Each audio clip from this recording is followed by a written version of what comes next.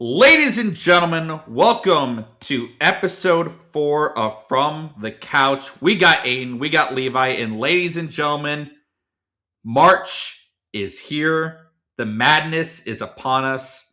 Kind of, not really.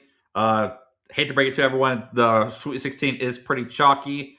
Gentlemen, it's been a crazy first two rounds, a little bit. What is your first reactions and takes from the I first two can't rounds I of can't March Madness? I can't stand watching Ohio State lose. That's all I have to say. I can't Yeah, stand it. gotta agree there. Very unfortunate loss. I'm gonna open us up here with I'm gonna pick what I think so far has been the game of the tournament. And I think, in my opinion, feel free to fire back if you agree or disagree. I think Nebraska Vanderbilt has probably been the game of the tournament up to this point. Oh, Um, 100%. Personally, very fun storyline there outside coming out of Omaha to see Nebraska not only win their first tournament game ever in school history this year, but to also now be into the Sweet 16. I'm honestly riding them at this point. I hope they keep going. They're going to be my Cinderella pick to win it all. I don't think they will, but it'd be really neat to just watch them not only win their first ever tournament game, but find a way to win it all. I would, I'm kind of partially in agreement with that, and I was thinking about going that route. Um, but I thought it was actually interesting watching St. John's upset Kansas the other night. Um, Mm. Pretty big shocker. I mean, when we think of Kansas, we think of them arguably as one of the best teams um, during this tournament, but really so far St. John's is giving me good reason to be impressed by what they have to do. And now they do have to go up against Duke here in a couple of days, so we'll see if they can continue to have the success. I know Duke has had a few strugglings, not just from the tournament, but even during the whole season. So I would love to see a major upset and see St. John's move on to the Elite Eight, beating Duke. Yeah, I think the tournament has definitely had some highlights. Like, it's not like we had a chaos like a few years ago. Like, obviously, like the most like notorious upset that we had was High Point beating Wisconsin 83 82 in the first round, and that was just an awesome storyline as a whole That's for the true. tournament because again, like, who would have thought High Point was going to beat Wisconsin? And really, like, if you watch that game, like, Wisconsin was their own like worst enemy because they couldn't buy a bucket for a majority of that game until they hit the end game stretch. But I think the game of the tournament for me was like probably like last round when like Iowa beat Florida. That was I gonna be think an that honorable mention was for me. I think that was just like a crazy game because like you had the coaches were into it, the players were getting chippy. The last second bucket um, by Iowa to take the lead and upset Florida. That was awesome. And really overall, like, I just think that that was probably one of the games of the tournament because I think it just goes to show, like, because like I think what like 6 out of the 16 teams are Big Ten teams this year. Yeah, something like that. It's like six or I think it is I think it's six. like It's six five out or of six six. as I think it's like 6 out of 16 is Big Ten teams. But that was like the first big major upset that we have seen this year because I think ESPN put out that I think over 90% of the brackets made had Florida. So it's 5 teams that pretty much. Shoot, I just lost my train of thought. Sorry. No, you're That good. over. Yeah, but overall, like, it's been a great tournament, and I think that overall a lot of teams have been kind of disappointing to a degree, but really Iowa just that was probably the game of the tournament for me. Yeah, I think that is a really good game to pick. Again, for me, it would have been an honorable mention. Um, if we go ahead and review just a couple of my potential Cinderella picks, we'll start with Furman. Unfortunately, if you followed me, uh, Furman did not get it done. However, it was a good game up until Terrace Reed Jr. turned into the second coming of the greatest basketball player of all time, Michael Jordan, and went for 31 and 27, which is an unbelievable stat line. 27 being rebounds, I should add. Um, he out rebounded Furman by himself, Furman having 23 rebounds. An absolutely phenomenal performance. And second to, I think, only Jerry Lucas of Ohio State fame, who had a 30-30 game back in like 1961, I think is what they were saying. Um, so incredible game from him there. What about your Cal Baptist that you were throwing out there from last week's episode? That was also, that one was a little bit more of a stretch. I mean, they played them fairly well from what I didn't get to catch the entirety of that game. But I did see kind of like the last, I probably call it like, I don't know, 7 minutes and then miss like the end of the game. I do know that one was pretty close most of the way. Unfortunately, like I said, I didn't get to catch the whole one. I know that, Kansas is just Kansas, kind of like if I said, it's perennial. They've been there. They know how to win these big games. Bill Self's a great coach, so he's gonna put his guys in a position to help win that game. But all in all, valiant effort out of Cal Baptist. Right there, pretty much the whole way.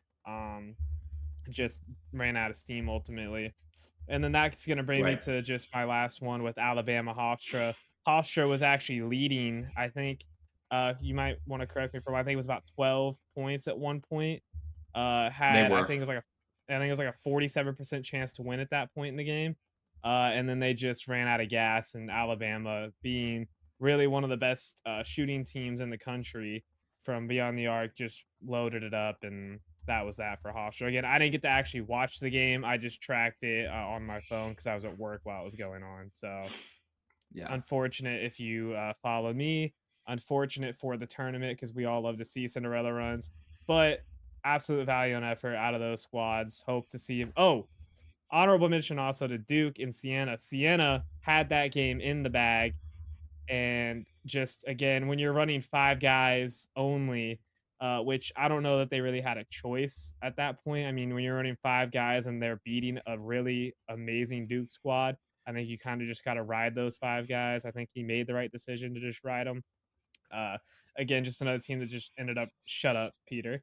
Just another team that ended up running out of steam. And unfortunately, Siena fell. I would love to see them potentially make a tournament again, hopefully make a run.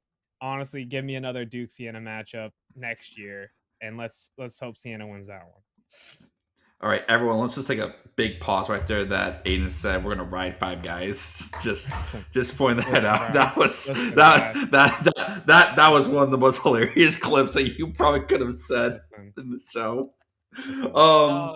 I want to say one of our biggest shockers too, from that first round. I feel like the most shocking loss was the North Carolina losing to VCU, and now we just hear the news today that Hubert Davis has been fired from North Carolina. That's big. That is pretty big. How does this kind of shake up North Carolina going forward? Because they're well known to be a basketball school, and how many? Can you guys confirm how many years was he the coach there? He was there for 5 seasons. 5 seasons, and he was handpicked by Roy Williams himself to be the next head coach. Yeah, and he had a 125-54 record. That's really nothing to.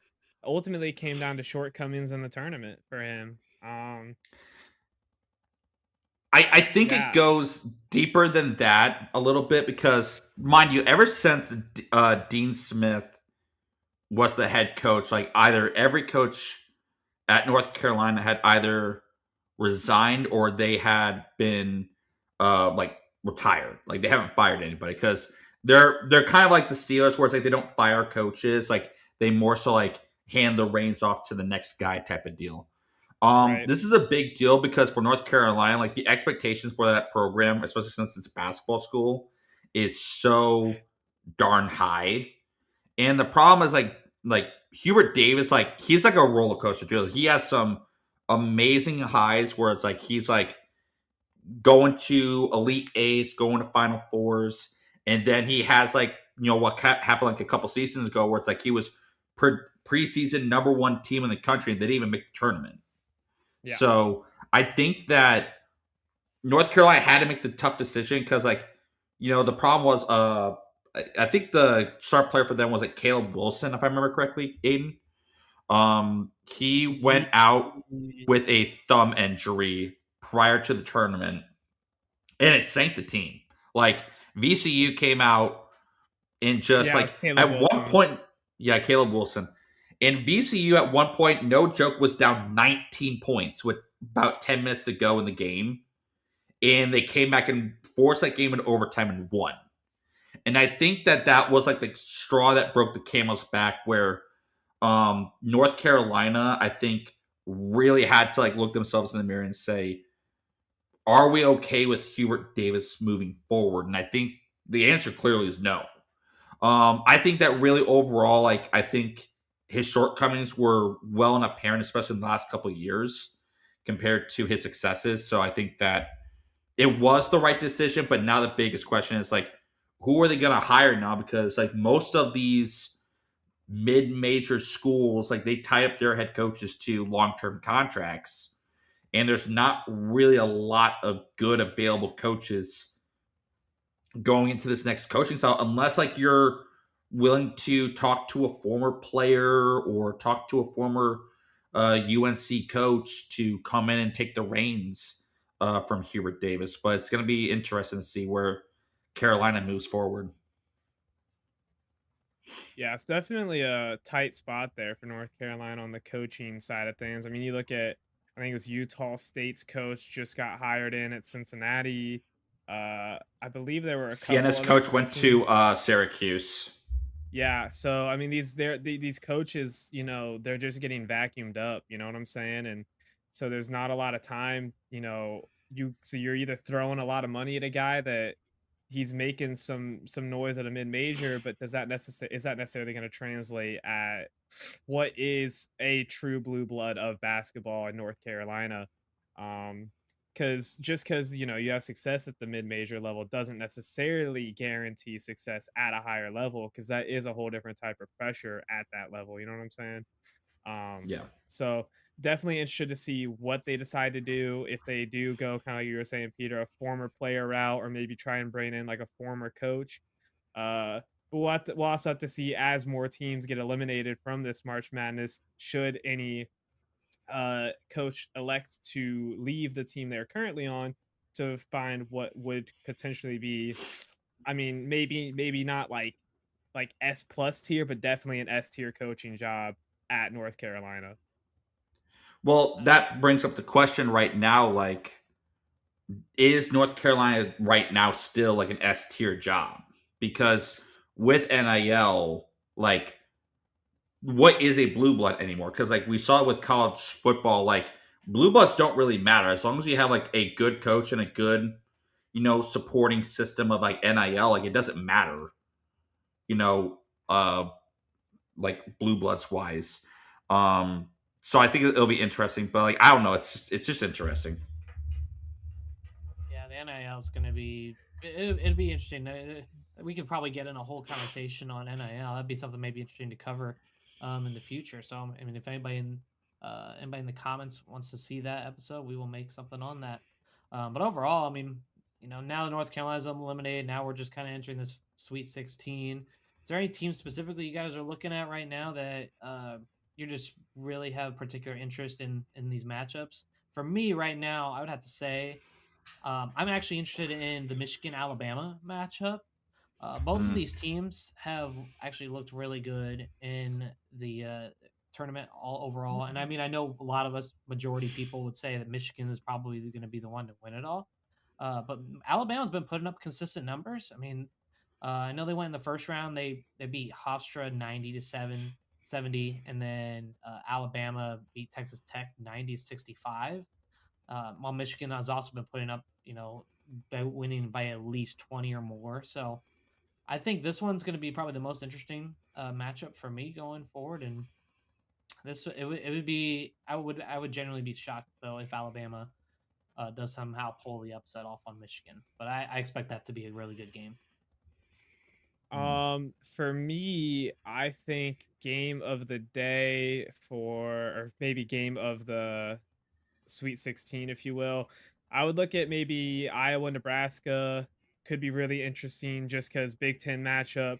So they're gonna bring that Big Ten kind of ball. It's gonna be scrappy. It's gonna be a hard fought game. And then same exact region was that Illinois Houston game. I think that could be really interesting. We were just talking before the broadcast a couple years ago. Illinois and Houston, they have some bad blood now. Could be really interesting. Not necessarily Uh, bad blood, but it's like they have history between the two.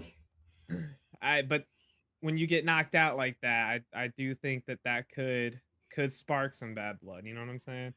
And then I'll Right. also say same side of the bracket with Michigan State, UConn. That could be a really phenomenal game. Would be really interested, assuming Jeremy Fears doesn't play a dirty game, which has been a problem for him this year. I would be really interested to see how they try to stop Terrace Reed Jr. again, who, as I highlighted earlier, phenomenal player. Could be a really good matchup though. So keep your eyes out over there. Yeah. I think the matchup that I have my eye on is probably Duke St. John's. I think that that's like a great all-time matchup. Like Rick Pitino is like gonna be notoriously known as like one of the best coaches, if not in the top 5 all time for coaches in college basketball history. I think that that's definitely an interesting matchup. I'm also interested to see like Purdue versus Texas because Texas is the only double-digit seed right now left in the tournament. They upset Gonzaga, which I know that some people have been like down on Gonzaga this year because really like the WCC has been fairly weak, and like even like some people have said like, this isn't Mark Few's best squad that he's ever had. But I'm interested to see like how much of a fight can Texas put up against a Purdue team that they've been kind of wishy-washy the past month and a half. So I'll be interested in that. But I'm gonna piggyback off that. I think Houston and Illinois. I think this is a Final Four matchup in the Sweet 16, and I think that whoever wins this is going to be the Final Four like person coming out of that region because those two teams are just in the top 10 in terms of talent, coaching, all that stuff. And I'm not saying that as out of bias, but it's like when you look at the other matchups, it's like that is like probably like the one team that or the matchup that I think a lot of people outside of probably I think Michigan State, UConn that everyone has their eyes on. Yeah. Now this is my favorite part of the show where we get to hear Peter talk about his teams. Now, despite his objective opinions on this, I would love to hear Peter. What do you have to vent about for You mean Illinois going subjective? forward? Vent about Illinois. Yeah. Um, What do you got to vent about? I'd probably say the only thing that has me concerned is the first half production because against who was it? Like I think it was against Penn. They only were up by 10 at half. They weren't playing well. They were not shooting the ball well. I think they started off the game hot, and then like they were up by I think like 14, 16 at one point, and then like they just like gave up the lead to where like Penn cut to like I think 8 or 6 points if I remember correctly. That was a bit concerning. They had a very slow start against VCU, which is concerning. But obviously, like Brad Underwood's great at adjustments. Like if you saw in that the game versus Penn, the game versus VCU. I mean, I watched both those games. Like they adjusted quickly on the fly, and then they started defensively just locking down everybody.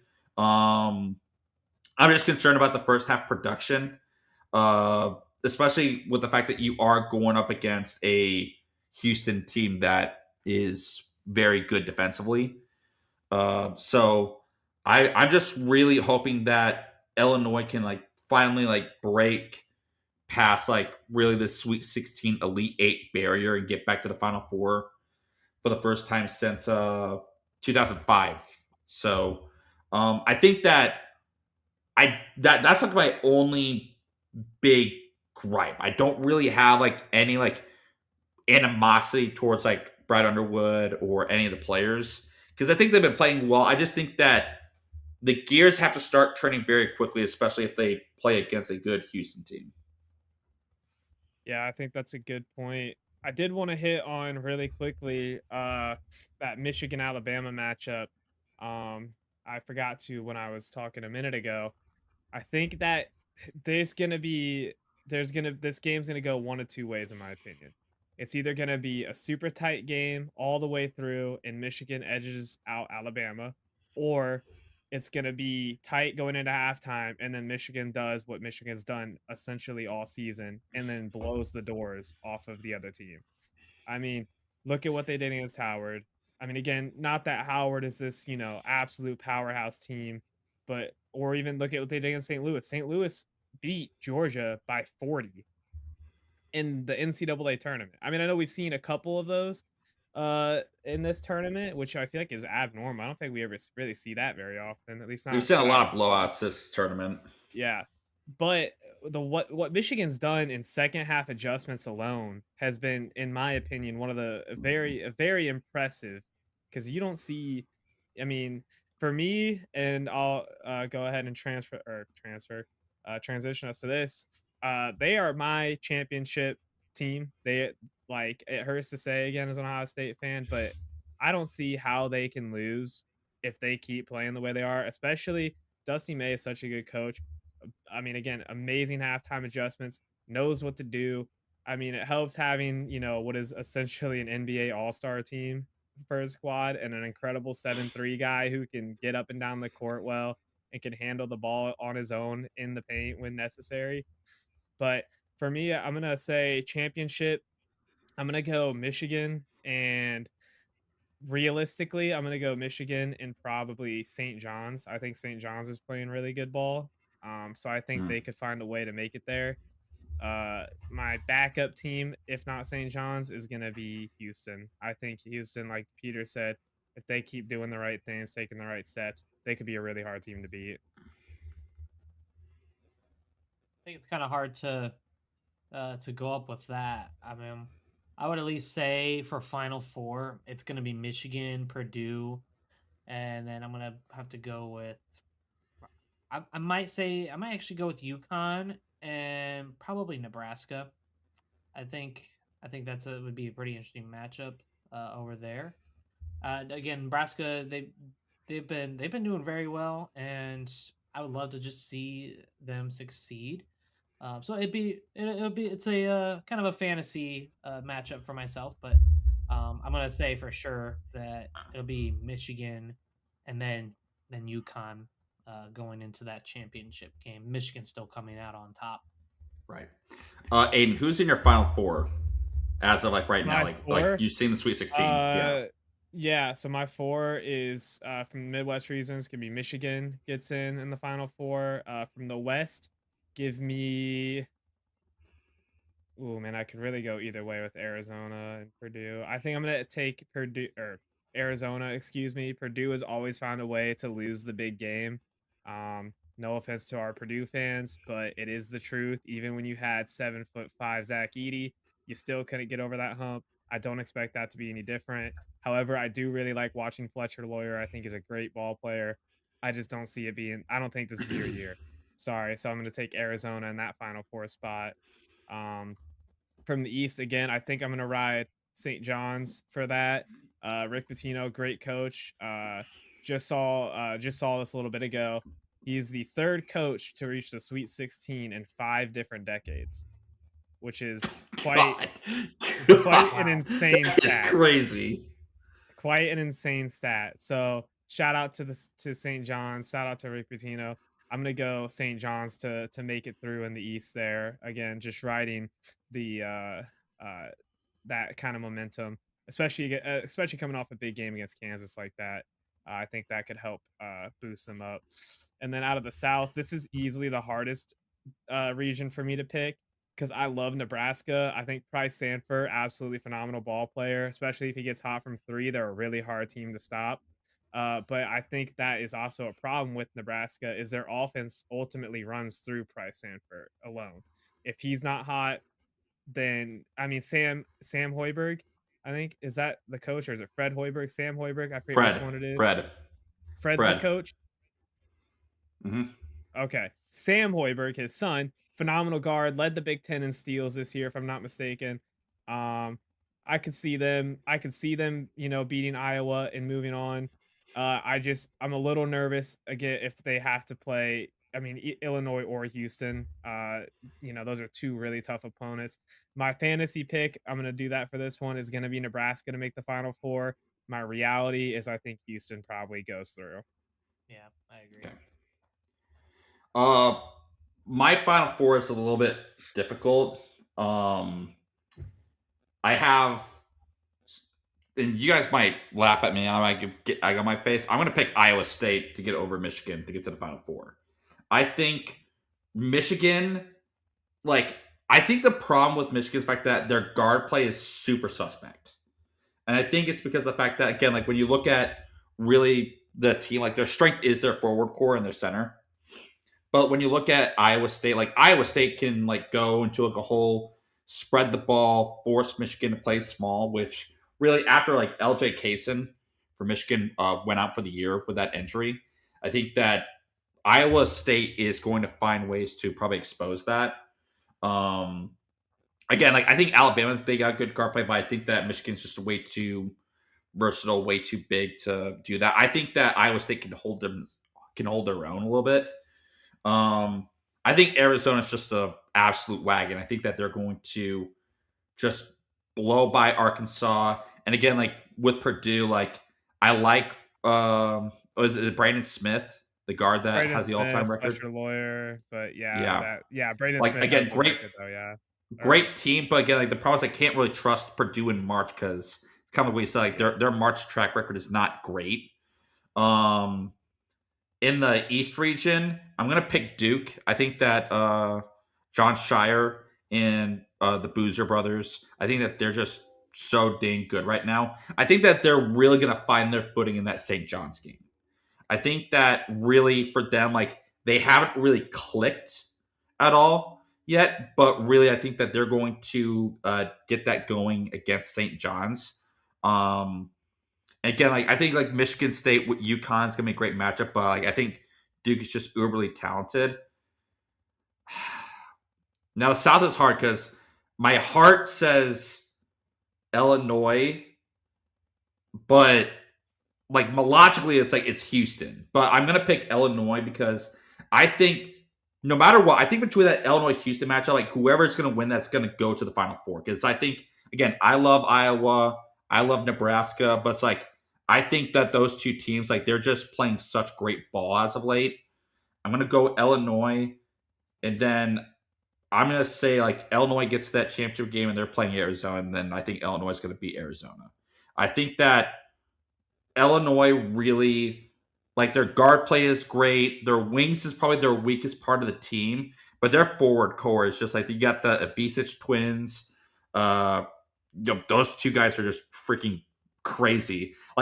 Zvadimir Avicic, just no joke against that game. VCU blocked one guy in the end, then just absolutely sent a dude to Saturn on a poster on the other end. So I think Arizona is going to make that championship with Illinois. I think that Illinois is going to win. That's just what I have right now. I will say I don't mind you even some might call you a homer, say that you're just being biased. I actually don't hate that pick. Again, I literally would be right there with you. I think Illinois is a really good ball club. Unfortunately, I am on a hate watch right now, so I can't pick them. Right. But you know what I'm saying? For those of you that don't know, we're in a group chat together, and I was hate watching Ohio State, and I said watch TCU beat Ohio State on game 1. And as soon as TCU won, I kind of rubbed it in their faces, so that's kind of why. So, but again, seriously, if Houston and Illinois weren't facing each other in the Sweet 16, that's a Final Four matchup in any other year. Yeah, 100%.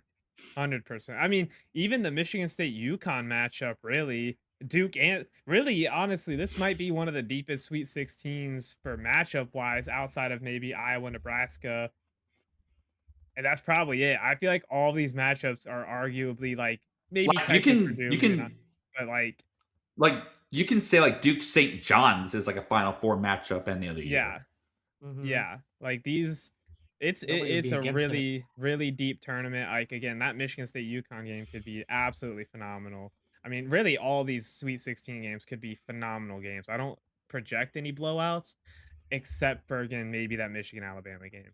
I just again I'm so high on Michigan right now, which is something you'll never ever hear me say again. So Michigan fans enjoy it because it's not going to You're happen during welcome. football season. But so it's this is I'm loving the look of how this is rounding out. Let's just say that. Yeah, it's gonna be absolutely an exciting Sweet 16, and then next week when we get to talk about it, going into our Final Four and championship, it's gonna be exciting. What hasn't been as exciting is last week we also had to watch Team USA lose to Venezuela. Uh, that's an F for the boys in red, white, and blue. Um, well, I mean, what do you say? I mean, it's just like, listen, as a baseball fan, congratulations, Venezuela. That's really cool to watch a team Mm-hmm. that has never won the WBC go on and win it. Or, yeah, never won it. I'm pretty sure if I recall, Peter. I think Ben's. I'll look that up for you. I think Venezuela has never won him. So super cool for and as a Reds fan, super cool, super happy for Eugenio Suarez. So super cool on that note. On so now putting on my Team USA cap, um, is that just the biggest disgrace of baseball we've ever seen? Because how do you get 3 hit in one of the biggest games of maybe not your career, but arguably arguably your career? I mean, a lot of guys take a lot of pride in wearing the red, white, and blue, and we can't go out there and get 3 hit in a game that big.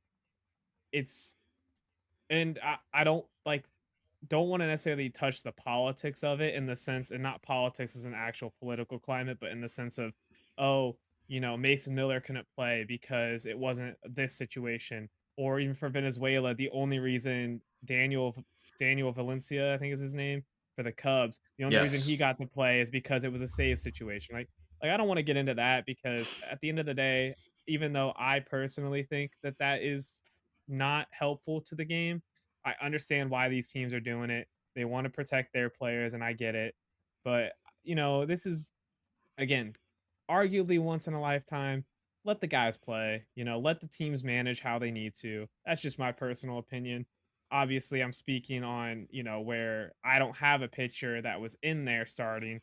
So, Tigers fans may have been happy that Tarek Skubal elected not to play the rest of the way because then he's, at lesser risk of Tommy John, anything like that. So I can understand it. But for me, again, all in all, just disappointment. Congratulations, Venezuela. Uh, I'm happy for you, Eugenio Suarez. And that's what I got on that. Yeah. I think really for again, Aiden, it was Venezuela's first WBC that they won Yeah. ever. So shout out to Venezuela for winning that. I think what was the most frustrating aspect about Team USA this WBC was the fact that the expectations were so sky high. Like this was like the best roster ever constructed. This was a team that a lot of people were saying like they built this roster to beat Japan. And obviously they didn't face Japan, but like I just felt like from the rip when they lost that game to Italy, like the focus wasn't there. Yeah. And it's almost like when they lost to Italy and they're like, oh, like now we got to watch Mexico and Italy play for each other to see whether or not we're in. That's when they locked in for 2 games when they beat Canada and then they beat the Dominican Republic, correct? Yes. Yep. Okay, yep. But again, like when you look at this team, like they lost focus versus Venezuela. It's like, guys, like there's some good ball players on Venezuela. Like there's a reason why they beat Italy in the way that they did. And Italy was like seen as like the dark horse going into in the WBC. And Venezuela was the team that they beat Japan, if I remember Beat Japan, correctly. yeah, Correct? 5-3, I think, if I recall Yeah, the correctly. 5-3. But I look at again, like going back into the politics thing of protecting certain players. I personally, as a fan, get so upset that I'm not watching some of the best players play because the ball club is like, well, you can't play a certain player because of the fact that he's got to get ready for baseball season. Like, I hate to break it to you, but like, look at soccer clubs when they have to play in the World Cup. Like, are they worried about their best players? No, it's like they understand it's a sense of pride to go out there and wear your country's colors and compete in the highest platform on the world stage. And for the WBC, it's not the equivalent of the World Series, but for some of these players, it is. And it is frustrating to see like Mason Miller not go out there in a key crucial situation. But I look at Mark DeRosa, I'm like, dude, you gotta get a feel for a game, put politics aside, and say, guys, we're gonna go out here and win the game. And I think that for DeRosa, I think that a lot of people were already upset over his handling of USA Baseball when they played Italy, especially after they defeated Mexico and they decided to party Yeah, versus get prepped for the next day versus Italy. yeah, And really, overall, I think a lot of people, I think they're fed up with Mark DeRosa. They're fed up with the excuses. Like, they're not wanting a guy to go out there and just be like, well, we tried, we got close, but we didn't win. It's like you saw Kyle Schwarber, he got the silver medal, he just immediately took it off. He's like, I don't want this. He wanted to win it. yeah, And that just shows the level of passion that he had. And I think that for Team USA baseball, it's like they have to hammer home the idea of to MLB in general too. We do not care about not the health and safety of the players, but it's like we don't care the fact that you don't want your player to play. If they are wanting to play, we have control over that roster. You do not have any say. So like Bryce Harper, if he wants to play, he's playing. If Aaron Judge wants to play, he's playing. If Tarek Skubal wants to play, he's playing. And they have to not fear any repercussions from the team. Because mind you, like for some of these guys, like this is like real situational baseball that they're not going to get in spring training. mm-hmm. Because let's be honest, like spring training games, is like cool. You're gonna throw out your starting pitcher and pitch for like what 2 innings, and then that's Right. it. Like I'd rather have them play real situational baseball than play in a spring training game that absolutely means nothing in the end because they're only pitching like some toss up pitches. Yeah, I agree. Speaking on just as a sports fan alone, kind of like you guys said, I'm happy for Venezuela. It was an incredible run for them. To them, this probably has to be their World Series. A lot of their fans, I mean, watching their fans in the crowd, these guys were excited for this team. Like you really could tell that they brought the energy to this World Baseball Classic, and we're so excited for it. So I'm happy for them. I'm glad that they were able to bring a championship home to their country. It's incredible.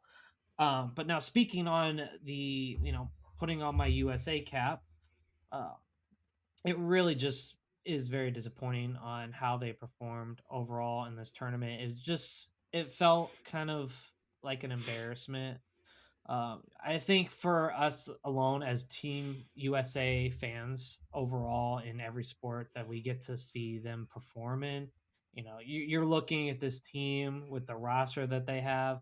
You're probably going in expectations like, oh, this is going to be like our hockey team after they just won a gold in the Olympics, or a couple years ago with our basketball team in Paris and watching them perform the way they did. Our expectations for Team USA sports is very high because of the talent that we have to show for it.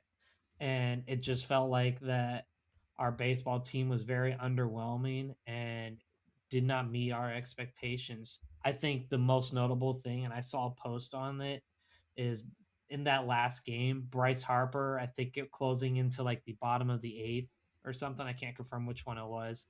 He hit a home run, and Bottom of the 8th.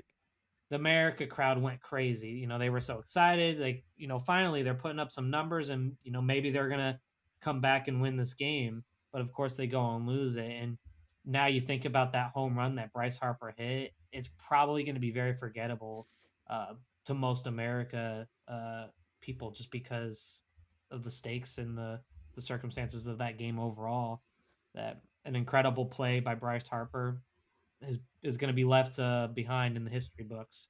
So overall, it was unfortunate, but hopefully maybe they'll learn their lessons for the next go around for Team Yeah, it's USA baseball. especially sad for Bryce Harper when you consider that Aaron Judge then goes up and watches strike three. So just another, in what was an 0-4 night for Aaron Judge with 3 strikeouts and just one of the biggest games of his career. Once again, showing he can't show up in the big game.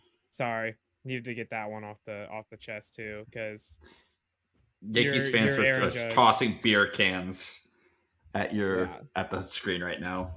yeah, literally. But it's ultimately kind of like you brought up the Olympic team in the Winter Olympics for hockey. This is arguably our Canada. As Canadians, they obviously were not happy that they lost to the US. The comments of, okay, but who was the better team, things like that. um Similar comment to, not, I'm not saying that, but you have US fans that would say, okay, but who was really the better team, especially on paper. We have Aaron Judge, we have Bryce Harper, we have Kyle Schwarber. Well, at the end of the day, that doesn't matter, because if your guys don't show up to play ball, they're not, you can't come into a game like that sleepy and expect to win. So it's just more fuel to the fire and frustration for me personally. But it's Well, unfortunate. So well, hey, you know, disappointing to see it end the way it did, but you know it's exciting now because now we're full on in on the MLB season. Opening day starts tomorrow, and overall we got a huge opening day weekend. What are we excited about for this season? Yeah, so for those that don't know, we're recording the night before opening day. So this is like March 24th that we're recording this.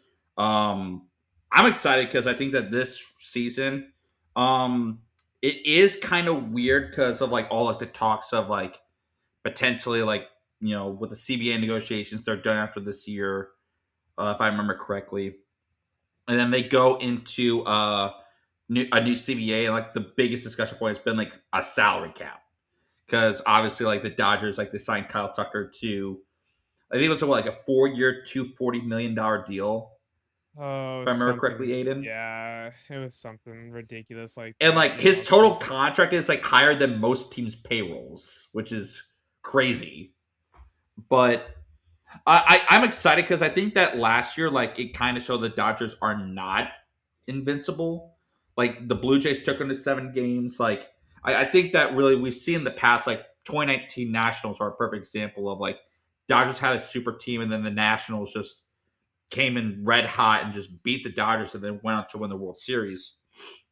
So I don't know. I think that we're gonna see some teams that have very high expectations not meet them, and we're gonna have some teams that are just coming out of the woodworks and just like winning in the division, then going on a hot run in the postseason. yeah, you were right, by the way. It was a 4-year 240 on Kyle Tucker. um but kind of on Got your 60 point, million. yeah, kind of on your point with that, is if it should there, and I think the scary thing is, should there even be an attempt at a salary cap or even a salary floor? There's talks of like a lockout, something that happened. What do you remember, Peter? Was that back in like the early 2000s, the lockout for baseball? Do you recall? I don't think I was I born, or I might have been I really young when it happened. I definitely know there was a lockout that happened a few seasons ago. That caused the season to be delayed. I think only for like a couple of weeks. But I think it was like what was it, the '94 season, if I remember correctly, where the players and the owners went to a lockout mid-season. I don't think it'll ever get to that point. I think that MLB even knows that they can't afford to go into a lockout mid-season. I think the biggest thing that the players have been saying is the fact that they don't really care for a cap. They care about a floor. Because let's just be honest, like most of these teams in the bottom 10 of payroll are like not even fielding a competitive team. You can clearly tell they're not. Like the Right. Marlins are a perfect example of like a team that like they're filling out a AAA quality team with like a few star players. And really overall, like they just need to start fielding a good team, for example. Yeah, I agree. Yeah, but it is scary to think about just the potential of another lockout. It's something that wouldn't be good for baseball, wouldn't be good for fans. You know, hopefully that doesn't happen.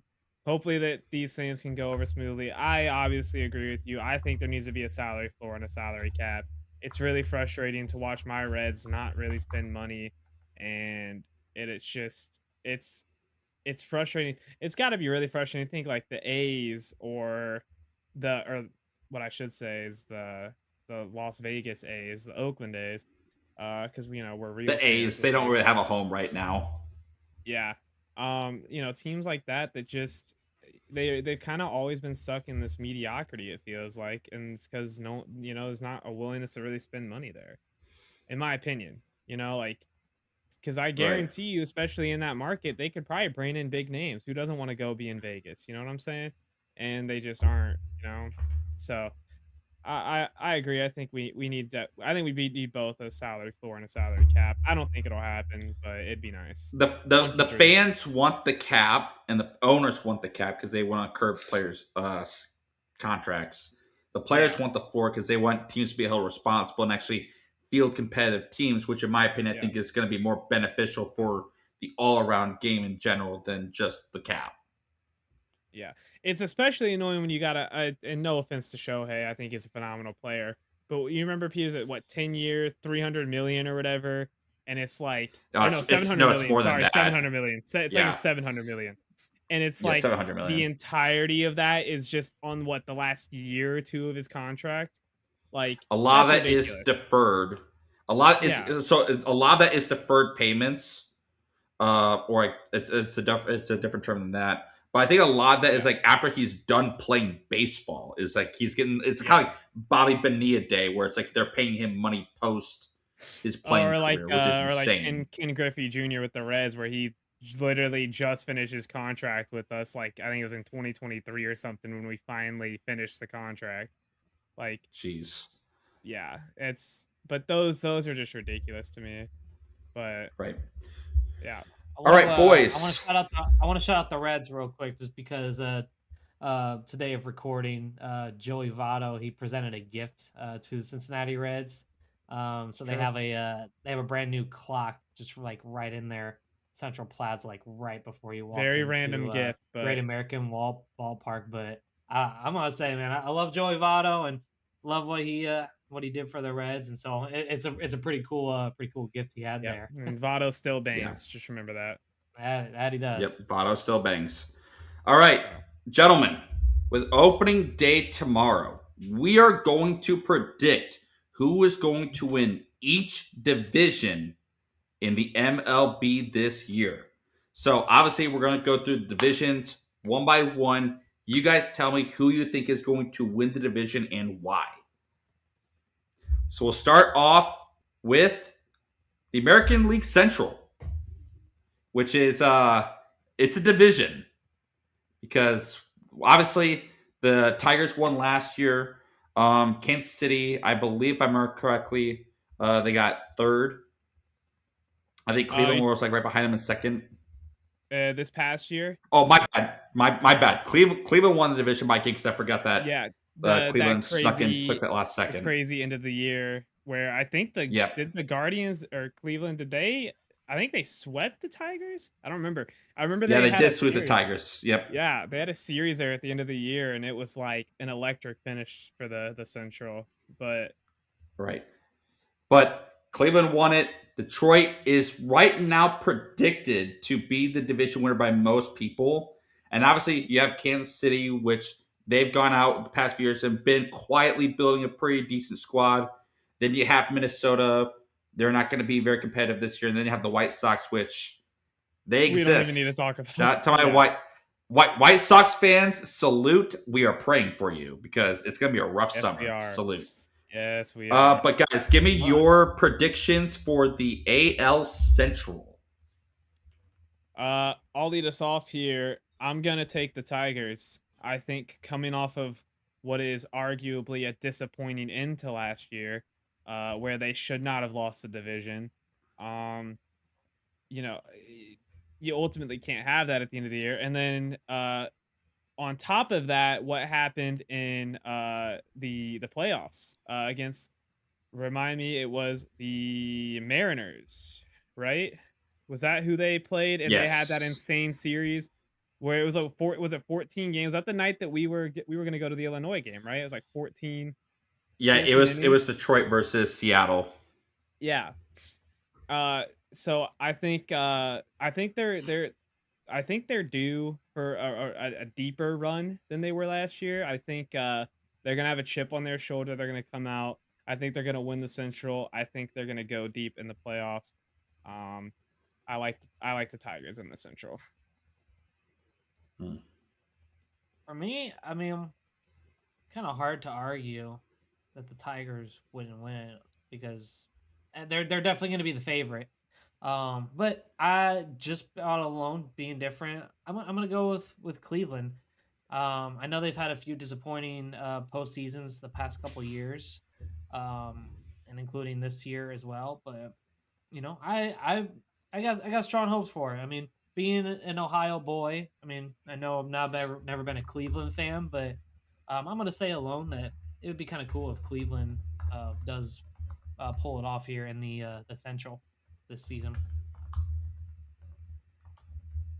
Yeah. I'm gonna go a little bit different too. I think Detroit just do like there's like something about Detroit this year. I'm like they're kind of due for a disappointing year. I think that the pitching staff is really holding them up a lot, especially with Tariq Skubal.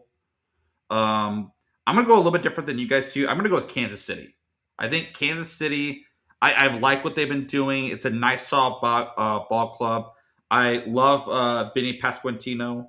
I love Jack Caglone. He had an amazing WBC for Italy. I love their infield with Jonathan India and Bobby Witt Jr. Up the middle. Their star rotation is decent. They got still Salvador Perez holding down the fort at catcher. And their starting rotation is solid. The bullpen is kind of scary, but I think if like this is any year to do, I think Kansas City can do it this year because Cleveland they haven't really done anything to really give you any hope that they're going to be just a good ball club outside of Jose Ramirez. Obviously, Detroit's the favorite, but obviously, like Detroit had that late season collapse, so I'm going to go Kansas City. Yeah, I don't hate that Um, pick. Next up, we have the American League West. I guess I'll lead us off here. Um, I think I like the Astros Mm. to find a way to get it done this year after the Mariners this past year. It's hard to pick against the Mariners, obviously, because they still, I mean, they're basically returning. I think they're returning everything, if I recall. I don't recall I them, think they lost a couple players, but not but ton. not like major pieces, if I recall, because I know they still have Like Cal. Eugenio Suarez was the only big piece that they lost. That's right, because he went to the Reds. I forgot. Thank you. I don't know Yep. why I was thinking he was a Diamondback because he started the year with the Diamondbacks, finished the year with the Mariners. Um, but yeah, other than that though, they really didn't lose too much pieces. Cal Rowley's still there. Julio Rodriguez is an electric center fielder.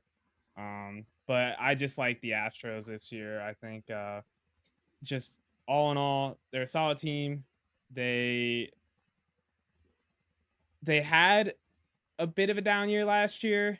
Obviously only I mean in a down year is finishing what, second in the division. So you can't really Hmm. even call that a true down year because you still finished second. Obviously missed the playoffs, but that's because the East was as competitive as it was and fielded three teams. Um, So I like the Astros here. I think they can make some noise this year. I was gonna agree. That was gonna be my pick for the Astros. Objectively speaking, they got a lot they can offer and to be really good. But I'm personally gonna go with like a little fantasy here. I'm actually gonna go with the Athletics, given their history, given their situation. I know a kind of crazy pick, but their fans were disappointed when they left, and now seeing them in a brand new environment, I feel like you owe the fans a World Series here. You got to win the division. You got to win a World Series here. If you want to make up for all the pain and suffering they've had to go through with their team departing. The That's all I only gotta say about the that. only hard thing with that is obviously losing Mason Miller doesn't help.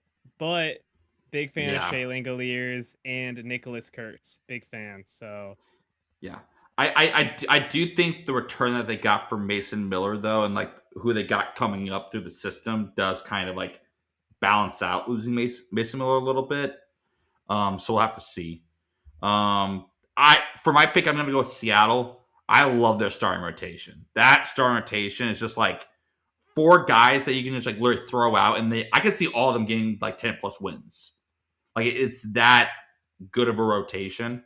Obviously the hitting aspect for Seattle is kind of worrisome. Like losing Eugenio Suarez is a little concerning, but I love Seattle. I think that they're gonna. I'm not gonna say walk away with the division because I think Houston's still gonna be like right there with them the whole way through. But I'm not high on Texas, LA, #free Mike Trout. In the Athletics, I can't really get a gauge on them. Like I feel like they're just a very like quintessential like third place team where it's like they're good enough to be competitive, but like they're not good enough to be like at the top of the chain yet. I do love some of their moves that they made, but we'll have to see. And obviously, gentlemen, let's finish up with the American League East. Ollie is off with that one. I'm picking Toronto. Toronto is just a wagon. I love Vladdy. Obviously, losing Bo Bichette does kind of stink, but they were still good despite the fact that he missed the vast majority of last season. So I'm gonna go with Toronto. I'm gonna go ahead and take maybe not quite like the shocking pick, but I'm gonna pick the Red Sox to find the way to take the East this year. I really like the Red Sox. Obviously, Garrett Crochet, absolute dog as a pitcher. Wilson Contreras, Jaron Duran, I like him. Roman Anthony hopefully he showed off some good stuff in the WBC there, hitting a clutch home run against the Dominican Republic when we needed him. So I really do like I like the Red Sox a lot. I also love the Green Monster, so maybe a little bit of bias there. But yeah, I'm gonna take the and also Aroldis Chapman. Can't forget about him. Absolute dog. He's been doing it for like 10 years now. So I'm gonna take the Red Sox to win the division. I think it would come no shocker if Toronto does win it this year, just given how they performed back last year in the playoffs. But I think it also comes to no surprise at all if the Yankees do win the division.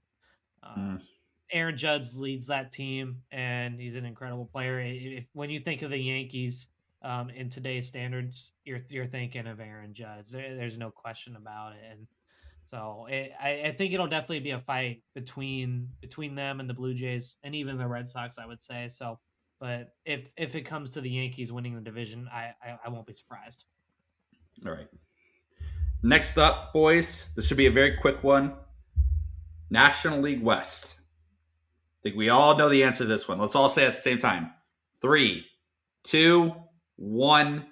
Dodgers. Dodgers. They got the roster. They got the money. I mean, how do you stop a team like that? They are just a juggernaut. So, but let's not sleep on the Colorado Rock. No, I'm kidding. Anyways, let's go ahead and move on to that. I feel so bad for Rockies fans, dude. Like, the fact that you're in the same division as them is still... Man. I'm sorry, Rockies. So sad.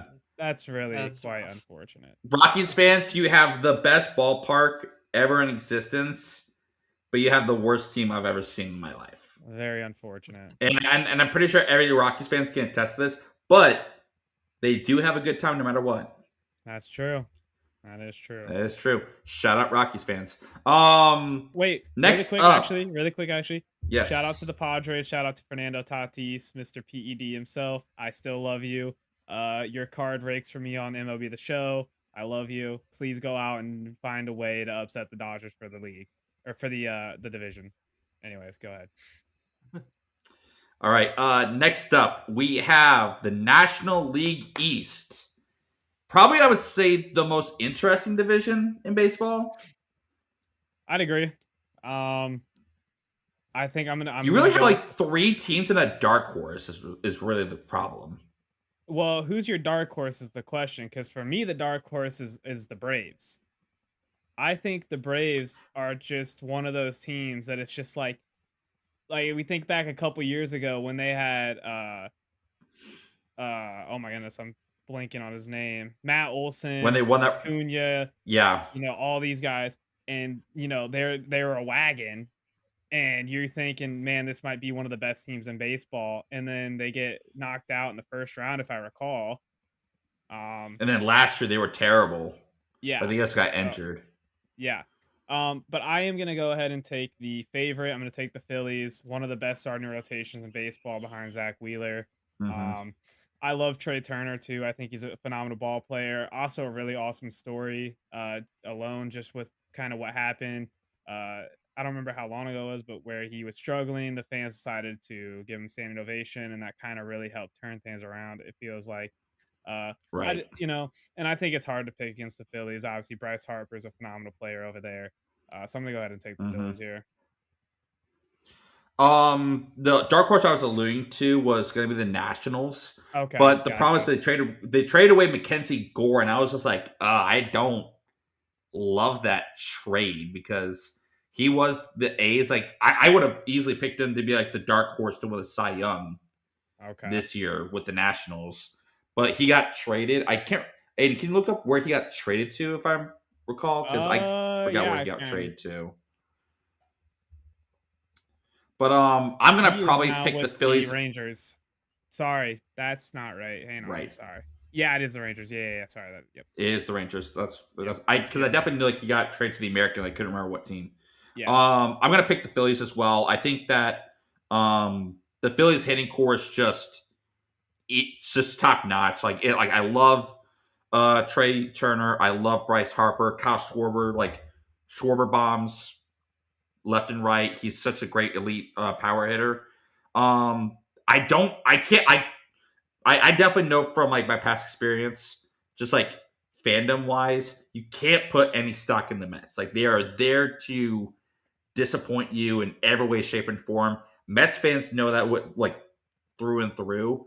In Atlanta, like I just can't get a gauge on them. Like they can either be elite or if they have a season like they had last year, like they are just down there with Miami, and I can't. Can't do it. It also helps when Acuna is healthy, obviously, because he was hurt for a lot of last season.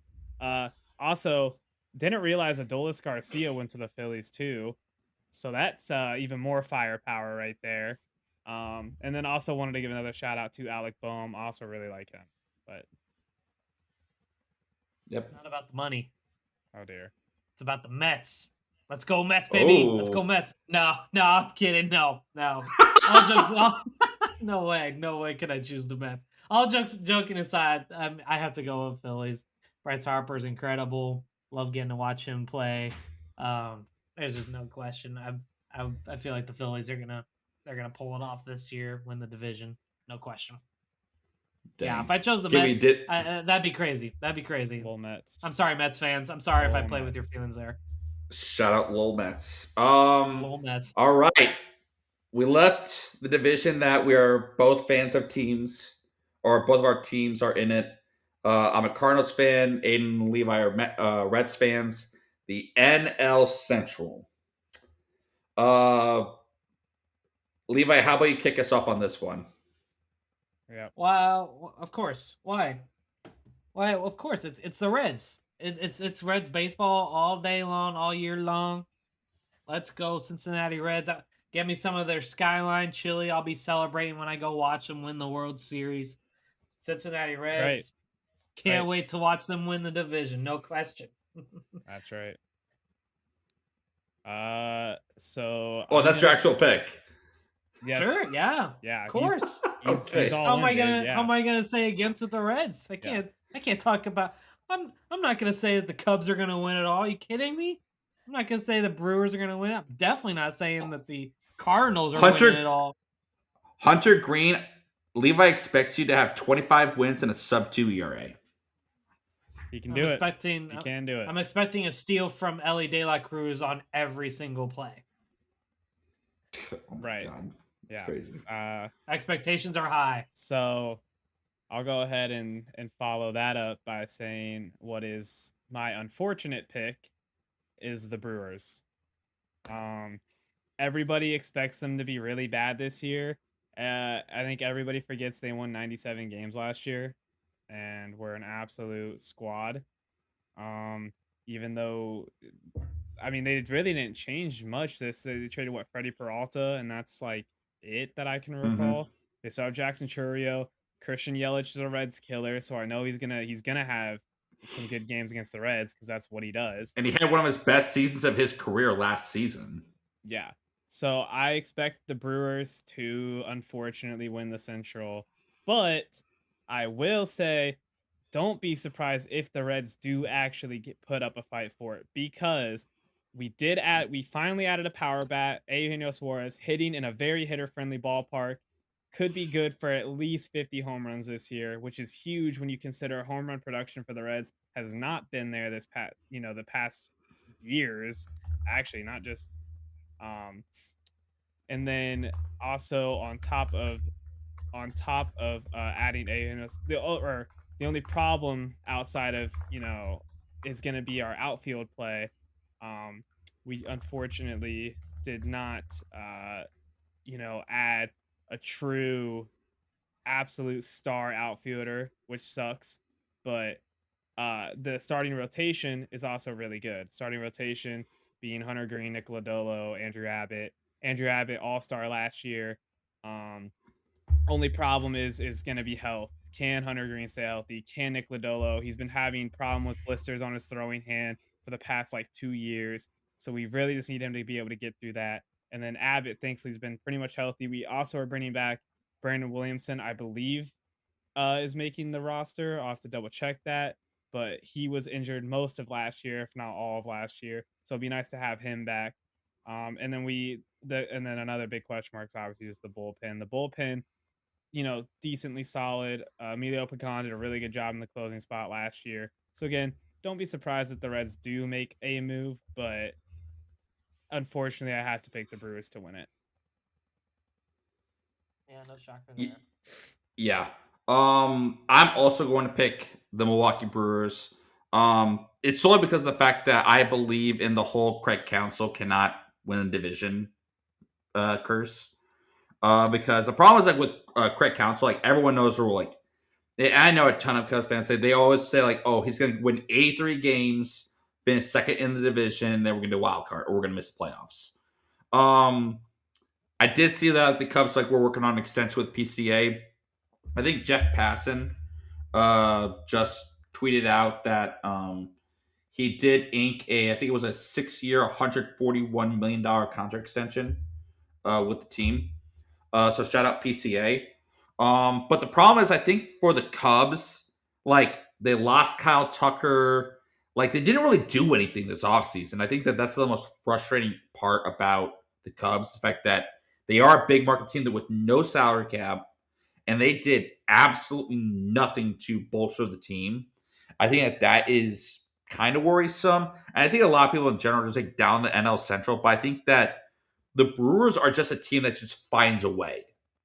Where I think that with the Cubs, they just, if things go wrong, they can't get out of their own way or find a way to get out of the mud. I feel like the Brewers are just they get it out of the mud, they find a way, and they are a good team. I love Christian Yelich, Jackson Chourio is amazing. Their starting rotation is not bad because they have that was it Jacob Mizorowski guy that throws 103. Is that the Yeah, for the Brewers? Yeah, the Brewers. Brewers. Yeah, Mizorowski. Yep. Yeah, like he throws absolute gas, and I love him because he's a great young player. I think the Brewers are probably, in my opinion, head and shoulders above better than most teams in the Central. Uh, my Cardinals, salute. You're participating. Paul Skeens, salute. You're going to probably get traded this year Yeah. for a ton of True. prospects. Reds, salute. You're participating this year. As much as Levi loves his Reds, they're participating. Unless like Ellie De La Cruz puts up like MVP, like MLB The Show numbers where he's like batting like 330 and like hitting like 50 nukes this year. But overall, I think the Brewers are gonna walk away with this division pretty comfortably. I think because I think that they're just all around just a solid squad. They do everything right. Yeah, yeah, and you brought up a good point too with the Cubs of it kind of feels like they kind of get in their own way because last year really the Brewers they didn't like the Cubs had the division most of the year if I recall and then the Brewers just stormed up went on an absolute run there towards the end of the season and stole it right from under the Cubs if I recall correctly. Um so you're definitely right on that point. Um but yeah. Right. I'm Right. gonna interject here with a hot take. Ellie De La Cruz's days on the Reds are numbered. It's Oh. now when I say this, I don't mean based on his statistics alone and his performance. It's going to be purely on his contract. I was reading today, like his agent, with his performance he's had over the past couple of years. I believe he started playing, got start for the Reds in 2023. Correct me if I'm wrong, but Yeah, I think so. and again, he's put up like you mentioned MVP numbers, but going forward, it's going to be difficult for the Reds to try and renew his contract and get him the money that he needs because it's just going to continue to go up with the way he plays. It's been so good, and unfortunately, it's just that the Reds just don't have the cap space to be able to continue to pay this guy, and I don't think the Reds in the future they're going to be able to do that. So I don't know how long De La Cruz has for his days on the Reds, but I do know that they're numbered. And as being a full biased Reds fan and a De La Cruz fan, I just don't see the Reds coming up with a solution in the future that sees Ellie continuing to be a long time Cincinnati Reds athlete. Mm. Yeah, the hard thing with him is so he's under team control until 2029. But he's also already rejected a 10-year, $225 million contract, which would actually make him the highest the like highest contract in Cincinnati Reds history when that was already turned down. And I think it's I just believe gonna be so. hard to pay him. I don't think the Reds are gonna be willing. Ownership is gonna be willing to go any more higher. I hope they are because he is truly a talent. I expect I expect the errors to be cleaned up and whatnot this year. But I don't. I think it's a good take. I don't think it's a hot take because ultimately it's going to come down to money. It's going to come down to the Dodgers and it's going to come down to the Yankees because that's where the big money is and Hmm. the Reds just don't have that kind of money to fight against that. Right. I think my hot take for this year is that, and I definitely am gonna probably get some egg on my face for this. I think Vlad Jr. is gonna win AL MVP. I think that really he's in a good spot to, I think, be the face of the American League because Aaron Judge has been dominating that role for past several seasons. But really, I think for Toronto and for Vlad Jr., like he was amazing last postseason, and I think he had a pretty decent stat line for WBC when he was playing. But overall, like I think like he is going to be like the guy moving forward, and rightfully so, because I think he just got a contract extension from the Blue Jays. So I think that for Vlad Jr., I think that he will 100% be the guy where he's going to be the face of the American League and really the face of the that whole entire league for probably the next like 5-6 years. Yeah, that is a hot take. It's a very smoking hot take, especially with Cal Raleigh also in the American League. I personally believe that he should have been the AL MVP last year, but yeah, it's not. That's a very hot take. I mean, again, obviously going up against Judge, and but then again, obviously going up against Kyle Raleigh as well. I expect his numbers to either stay the same, if not increase this year, especially coming off of a really good year last year.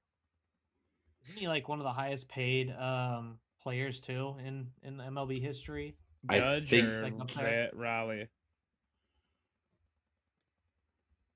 I believe he's which up player are you there. talking about? Judge, yeah, Judge or Raleigh. Sorry, I was talking about Vlad Jr. Oh, Vlad. Oh, Let me look that up real fast. I can look up the biggest contract. The biggest contract is Shohei. Oh, Yeah. I definitely know that. I think Vlad so might. while you're figuring that out, I'm gonna go ahead and throw in my hot take. And my hot take is I expect, and again, this is why it's a hot take, I think the Dodgers will trade for Paul Skeens. And I think they will give up some of their hot players. Maybe I don't know. I guess I don't know if any of them are under no trade clauses, but potentially like a Kyle Tucker, potentially like a Freddie Freeman, and bolster up their pitching staff instead. That's my hot take. I mean, if they have the money, why wouldn't they do it? They got all the money in the world to get all the perfect all-star team to create a dynasty that could last a decade. All right, so that team's just incredible. All right, I just looked up the biggest contracts in MLB history. Shohei Ohtani is the second highest paid contract in MLB history. Do you guys know who the number one is? Yeah. Who's the number one? Juan Soto. It's Juan Soto. Oh, right, because he signed the contract with the Mets after Shohei. Is it 760? Is that what it is? 765. 765. Okay, yeah, I was close. Yeah, I forgot about that. I'm not gonna lie. I'm not gonna lie too. I think I have like one more hot take in me. I think Fernando Tatis might get moved. Ooh, from the Padres. Because I think the reason I say that is because like number one, like the window is clearly shut for the Padres.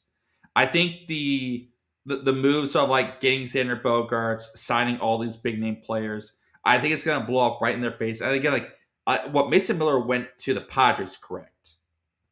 Yes, if I remember correctly, right? Correct. Yep. And I saw that they're trying to convert him from closer to starting pitcher, and I'm just like, why? Like that just doesn't fit his repertoire.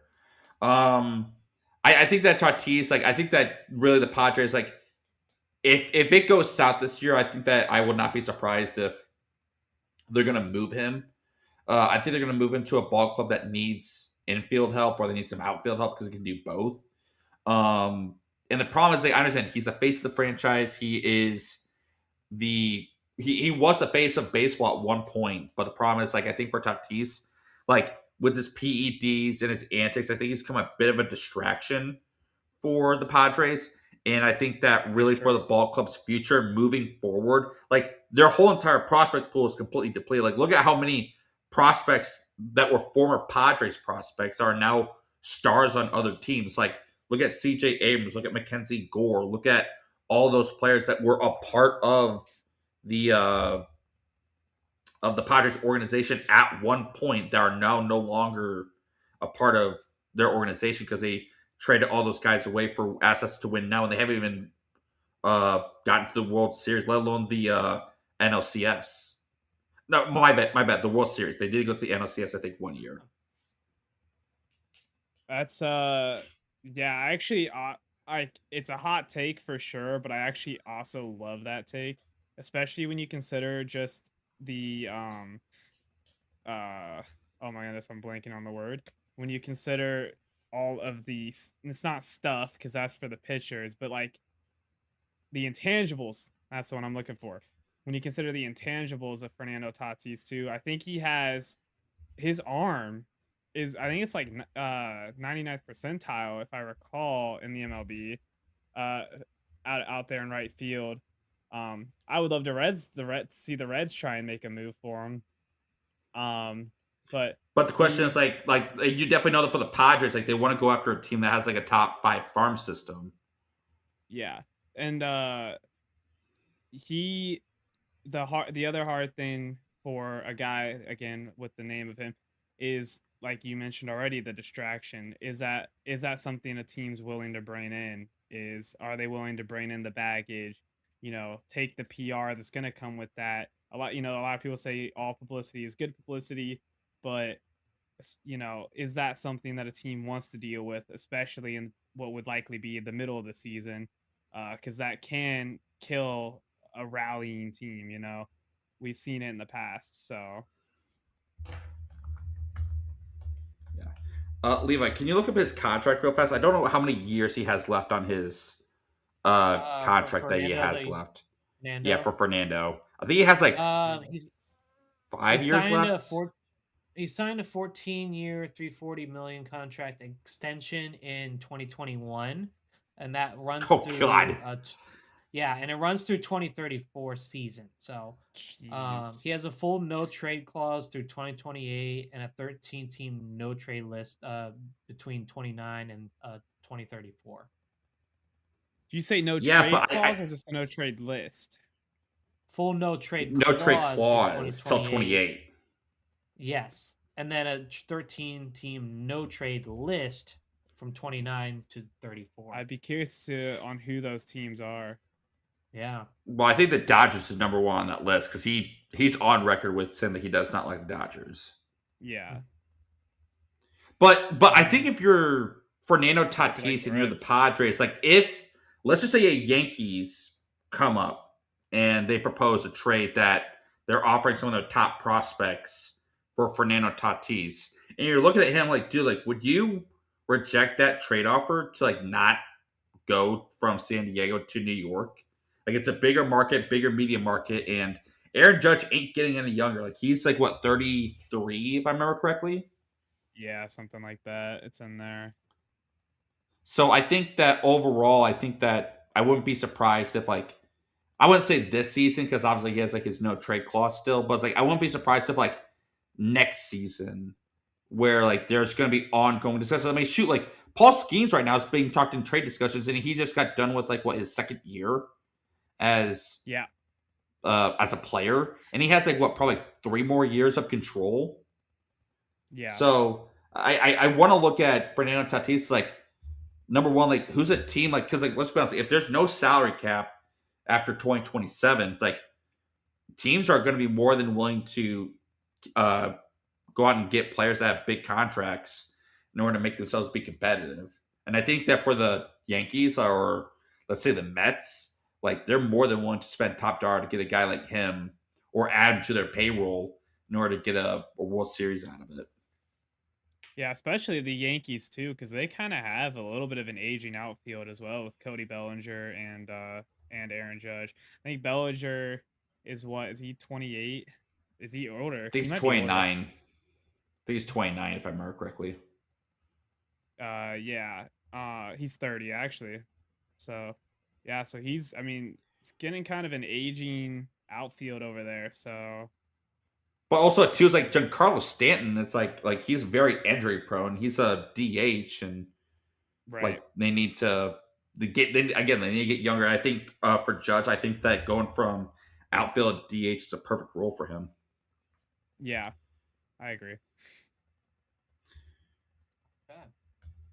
All right. Well, it is now that time where we go and rate another couch. Boys, we got this week's couch. What are we thinking here? Oh my god, this gives off like this is like found in my grandma's basement vibes. Yeah, this is a tough couch to look at. This is a bad look. This gives off like my grandma's dog peed on this at one point vibes.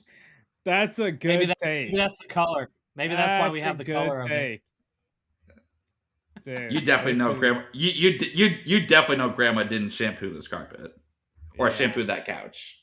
This is It's like the design is bad. The cushions are thin. It looks like one of those. One of the cushions, I'm pretty sure, is like popping out. Yeah, it looks like one of those couches where if you're like trying to take a nap on that, you're waking up with neck pain no matter what. Like you're just cooked. 100%. So the only good thing you can really say about this couch is just whoever made the art for it, it's pretty cool. It looks like there's like a log cabin or something. But other than that, overall this is like quite atrocious. What I would say to that person is at least for today's day and age, stick to art, not art for couches, but just art in general. Okay, I'm pretty sure if you like pop open that couch, like you might find like 50 Tootsie Rolls in there. There probably is, or maybe I don't know. Maybe Grandma gave you some peppermints or something. Hey, and the wrappers got stuffed in the couch. You low key could probably find some good change in that though. So take a look in them honestly, because you could probably find like a cool 75 cents in there. So I'm pretty sure this gives off like some person got this from like the church yard sale. Another good take. That's two good takes from Peter on this couch. So I'm not gonna lie though, like I'm pretty sure like if you sleep on this couch, kind of like what Aiden said, you're not only waking up with neck pain, I'm pretty sure your back pain is gonna be insurmountably horrible. Yeah, that's true. Absolutely cooked on this. I'm gonna give this I'm gonna give it a 4. I was kind You're of being gracious. I'm being a little gracious, but I was on a similar train. I was at a 3, like a 3.4 personally. So I was kind of in that same realm. My only take on it is just the fact that in my lifetime I have experienced sitting on a couch like that. And I mean, as a kid, this probably feels good, but maybe as an adult, not so much. So I think there's a little bit of nostalgia in me for it. That's fair. I'm gonna give this like a 2.2. I definitely have seen so many couches like this before. I've seen so many couches like this before, and like again, like this is a type of couch where it's like as soon as you see this like out in like someone's front yard, you're just like, please burn this. It needs to go. Like it is again, shout out to the person that designed the couch, but nah, this thing is from a bygone era. It needs to go away. Yeah, agreed. Yeah. Well, fellas, what are we watching out there? I'll kind of start us off. First off, I'm pretty excited for that Michigan Alabama matchup. Can't wait to watch that Sweet 16 matchup. But of course, we got opening day coming up here, and I think most of our teams are playing on Thursday. So excited to see how the Reds perform against the Red Sox, and really can't wait for the season overall. They'll actually be playing here in Florida in the month of April. So I'm hoping to try and catch them at either the Miami game or in Tampa. So very excited for baseball season. Can't wait. It's finally back. Yeah, I'm watching a lot of hockey right now. Shout out to my Blue Jackets as they have moved up to second in the Metro. Super electric. I really hope we keep it up and get some playoff hockey there in Columbus. That would be awesome. And then obviously I'll be watching. Hopefully I can catch a little bit of the Reds game. But other than that, it's going to be opening day stuff. Watching Giants and Yankees tomorrow. On Netflix. Yes, on Netflix. Important distinction to be made. Probably not on Netflix though, because, well, I don't think I should say it. But anyways, that's besides the point. But yeah, that's what I'm watching. How about you, Peter? What are you watching, huh? Love it. Love it. For your sake and for everyone else's sake, thank you for not exposing that. Yeah. I entertainment wise, I'm gonna be probably watching that new Daredevil series that's gonna be coming out soon. Ooh. I'm excited for that because right now it's a bit of a lull period because like right now the Sweet 16 is until Friday. But I'm going to be watching some NIT basketball. My alma mater, the Illinois State Redbirds, are playing Dayton tomorrow in the quarterfinals. They came off of beating Wake Forest 75-72. So I'm excited to see how they're going to do against Dayton. If they beat Dayton, it'll be the furthest I think that they have gone in the tournament since I think '96, if I remember correctly. Um, so I'm very excited to see. I'm excited to see the boys go out there and beat Dayton tomorrow night, hopefully. And then obviously Sweet 16 this weekend is going to be the That'd be big one. But incredible. For our viewers out there, Peter, can you explain what the NIT is? yeah, it is the National Invitational Tournament. It's basically a tournament that you get invited to. It's teams that didn't make tournament. They have to meet a certain criteria in order to make the tournament. Usually in the past, it's been like it's the best like or it's been the best like Power Four teams that didn't make the tournament. Usually playing it, but lately it's been a great proving ground for mid major schools to like show off their coaching staffs, their players, their development, all that stuff. And I think that the NIT really has put out some pretty decent games lately, especially like when in the past, like the NCAA has been like pretty lackluster in terms of some of their games. But I'm excited to see what Illinois State and really the rest of the field has in store because if Illinois State wins, they play the winner of Auburn and Nevada. There you go. Yeah, I mean, shout out to them. I mean, incredible run that they're going on. I think you were telling me before time of recording that they had beaten an SEC team. Is that correct? ACC, ACC. ACC. Okay. Yeah, I mean, Yeah, it's that incredible. was Wake Forest. Wait Yeah, I for mean, it. like overall, like I mean, they're a great defensive team. They play great ball. I'm just excited because like I think that with this Dayton game, if they beat Dayton, it's like quite literally like the tournament's theirs for the taking. They're playing with house money at that point because Dayton was like a bubble team that a lot of people thought they were going to make the tournament at one point. Well, shout out to them. Can't wait to see that. I'm looking forward to seeing your alumni potentially make it all the way. That'd be incredible. Well, thank you guys so much for watching. This has just been an incredible run. We love doing this so much, and you know these things aren't exactly the easiest. Takes a lot of time to get these done, and out of our busy schedules. So when we say this, we truly mean it. We thank you guys so much for watching and just being able to hear just the takes that we have and hearing our crazy opinions sometimes it's always a lot of fun, so we really value that, and we just thank you guys just so much on following us thus far. So if you're not subscribed already, highly recommend go and subscribe, give a like. Any other final thoughts? Yeah, we appreciate you guys tuning in as always. Please drop a comment. Let us know if there's anything you want us to cover, if there's anything you wish we would have maybe covered a little deeper. And just let us know what you are enjoying about the show, what maybe what you'd like to see. Is always really helpful, especially for us because as we're such a fresh show to come up with new ideas and things like that. So please let us know what you want to see to help us help you enjoy our content. And also, please follow us on all social channels because that would help Yeah. us out immensely in terms of our engagement, our views, your guys' engagement, obviously. So just be sure to follow us on Facebook and Instagram. That helps us out a lot too. Absolutely, couldn't said better. Well, again, thank you guys again so much for watching. If you've watched this far, leave a comment on who you think is going to win the March Madness tournament. So thank you guys. We'll see you guys next week, and go out there and enjoy your sports. Can't wait to see you guys next week. Have a great day.